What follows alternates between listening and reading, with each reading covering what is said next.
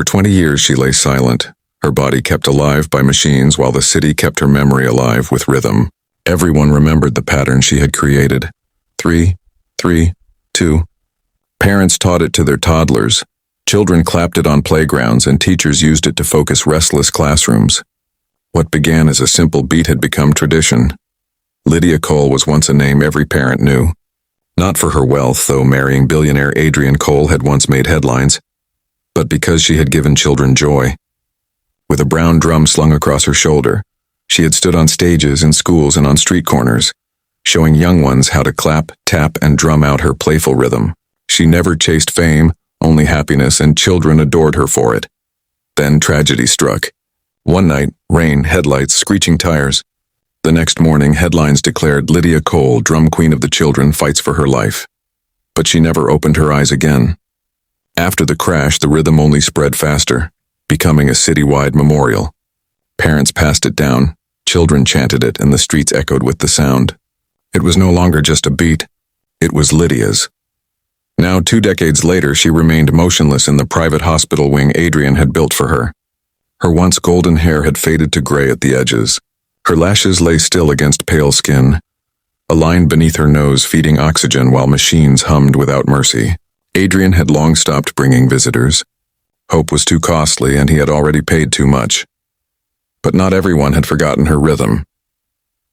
In that same hospital worked Zuri, a maid with a son named Micah. 5 years old, he carried a little blue drum with a red strap across his chest.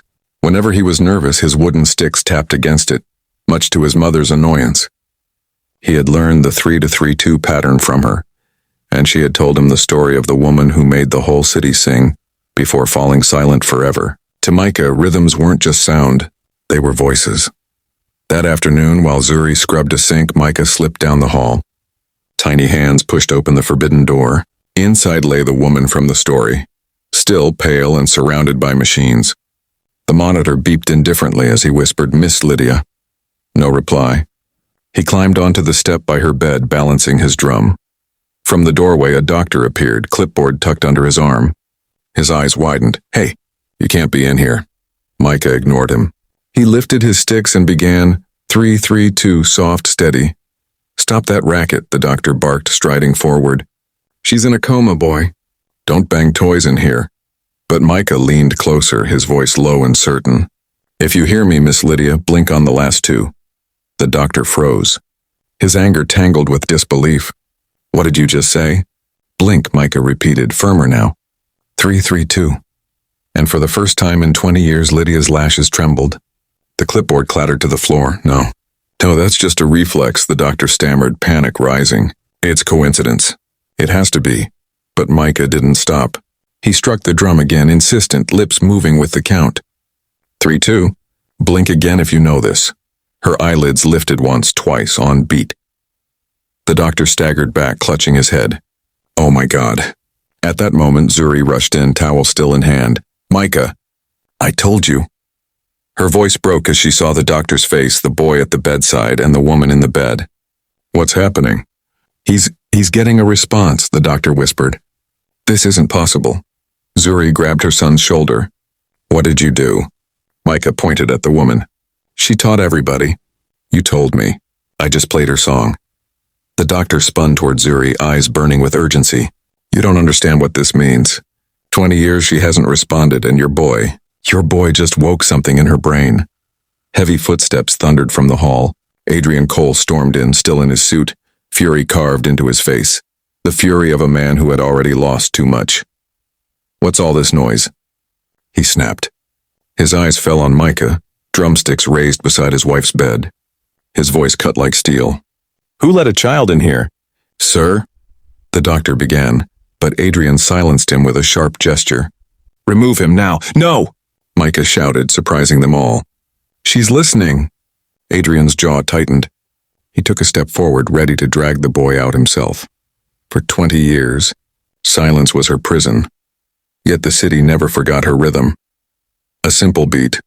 3-3-2, taught in schools, chanted on playgrounds, passed from toddlers to teens until it became more than music. It became tradition. Lydia's beat. Once, Lydia Cole had been the city's heartbeat. Not because she married billionaire Adrian Cole, though that splashed across headlines, but because she gave children a rhythm that calmed, focused, and united them. She never cared for fame. She only cared for joy. Then came the accident. Rain, tires, screams. The city awoke to news that its drum queen was gone, trapped in a coma that never broke. Adrian built her a private wing, filled it with machines that hummed with cruel steadiness.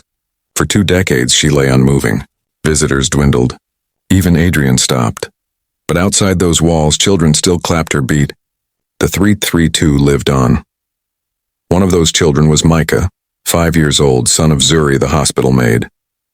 He carried his toy drum everywhere, tapping when he was nervous. Zuri had taught him the rhythm, told him about the woman who created it. To Micah, rhythms weren't just noise, they were voices. That afternoon, while Zuri scrubbed a sink, Micah slipped away. Tiny feet pattered down the hall. He pushed open the forbidden door. There she was, the woman from the story. Still, pale. Machines, breathing for her. "Miss Lydia," Micah whispered. No reply. He climbed onto the stool beside her bed, drum across his chest. A doctor entered, froze. "Hey! You can't be in here." But Micah raised his sticks. 3, 2. "Stop that racket," the doctor snapped, striding forward. "She's in a coma, boy. She can't hear you." Micah leaned close. "If you hear me, Miss Lydia, blink on the last 2. The room seemed to hold its breath. Then flutter, tremor, blink. The doctor's clipboard crashed to the floor. No, that's a reflex. Just coincidence." Micah played again, steady, urgent. "Blink again if you know this." And she did. Once, twice. Perfectly on beat. The doctor staggered back, whispering, "My God." Zuri burst in, towel in hand, ready to scold. Then froze at the sight of her son, the doctor, and Lydia's trembling lashes. "What's happening?" "He's getting a response," the doctor breathed. "After 20 years, your boy just reached her." Heavy footsteps thundered down the hall. Adrian Cole himself stormed in, suit sharp, fury sharper. "What's all this noise?" he barked. His eyes fell on Micah, drumsticks raised at his wife's bedside. Rage flared. "Who let a child in here?" "Remove him, now!" "No!" Micah shouted, defiant. "She's listening." Adrian froze mid-step, jaw clenched, torn between disbelief and a hope he'd buried years ago. Then Lydia's hand twitched, just once, but perfectly in time with the drum. Adrian Cole froze, his breath catching as he turned to the bed, staring at the face he had mourned for 2 decades. The rhythm he had buried with his grief now pulsed again through the room. Micah raised his sticks, locking eyes with the billionaire. "You don't believe me? Watch. 3, 2. On the final 2 beats, Lydia blinked, deliberate, undeniable. The room fell silent except for the steady beeping of the monitor. Adrian staggered, his knees buckling against the bed rail. For the first time in 20 years, his voice cracked as he whispered her name. "Lydia." And then, impossibly, she answered, faint but clear.